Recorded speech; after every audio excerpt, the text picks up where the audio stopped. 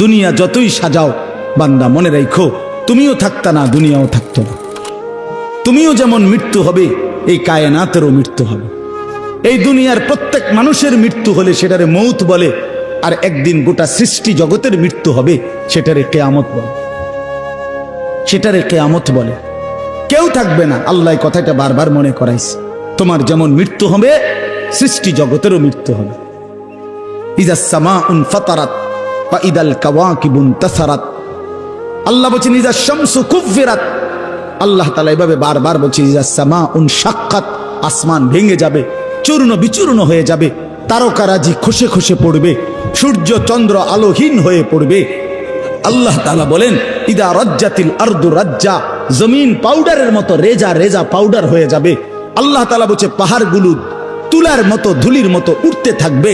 আল্লাহ বলছে বান্দা একদিন আমি গোটা কায়নাত আমি শেষ করে দেব, আমার সংসার আমি গুছায় ফেলবো, আমার এই কায়নাত আমি আল্লাহ তাআলা ইসরাফিলের সিঙ্গার ফু দিলে আমি আল্লাহ তাআলা গুটিয়ে ফেলবো।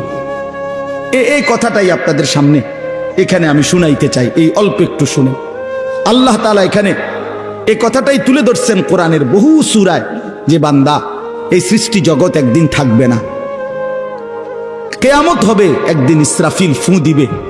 ইসরাফিল যেদিন ফু দিবে, কোরআনে এই বর্ণনাটা দুই ভাবে আছে।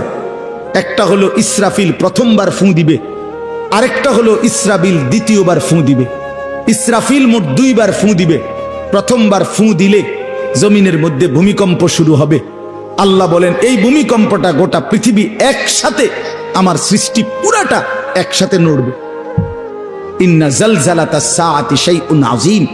আল্লাহ বলেন বান্দা দুনিয়ায় বহু ভূমিকম্প তুমি দেখছো, তবে মনে রেখো কিয়ামতের ভূমিকম্প, ইসরাফিল ফু দিলে প্রথম যে ভূমিকম্প হবে, কিয়ামত সংঘটিত হওয়ার জন্য, গোটা সৃষ্টিটা ভেঙে চুরে যাওয়ার জন্য, সেটা হবে বড়ই ভয়ানক। সেটা বড়ই ভয়ানক। ইয়াউমা তারাউনাহা তাযহালু কুল্লু মুরদিআতিন আম্মা আরদাআত। কোরআন শরীফে আছে এই প্রথম ভূমিকম্প যখন শুরু হবে জমিনে, ইসরাফিলের ফু শুরু হবে, সব কিছু যখন ভাঙতে শুরু করবে, আল্লাহ তাআলা বলেন যে মা তার দুধের বাচ্চা কোলে দুধ খাওয়াচ্ছিল, ওই মা সন্তানকে ছুঁড়ে ফেলে দিয়ে পাগলের মতো ছুটতে থাকবে। ওয়াতাদাউ কুল্লু যাতি হামলিন হামলাহা, যে মায়ের পেটের বাচ্চা 10 মাস পূর্ণ হয়ে গেছে, এই আর ঘন্টা 2-4 ঘন্টা পরে বাচ্চাটা প্রসব হবে। আল্লাহর কসম, আল্লাহ কোরআনে বলছে সেই গর্ভধারিণী মা 10 মাস যে তার সন্তানকে গর্ভে লালন করেছে, ইসরাফিলের ফু দিলে জমিনের কম্পন যখন শুরু হবে, ভূমিকম্প, তখন এই গর্ভধারিণী মা এভাবে দৌড়বে, এভাবে ছুটবে, নিজের বাচ্চা নিজের থেকে খালাস হয়ে পড়ে যাবে, মা ফিরেও তাকাবে। তারা নাসা সুকারা, আল্লাহ বলে সমস্ত মানুষগুলো বাতালের মতো দৌড়তে থাকবে।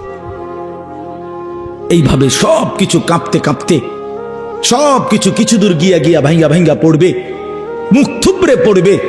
তো আল্লাহ রাসূল সাল্লাল্লাহু আলাইহি সাল্লাম বলেন সমস্ত কিছু এই সৃষ্টি জগতের যা আছে আল্লাহ ব্যতীত সব কিছুই প্রথম ফুঁয়ের পরে কাঁপতে কাঁপতে ভূমিকম্পের মতো হয়ে জমিনের তলদেশে চলে যাবে।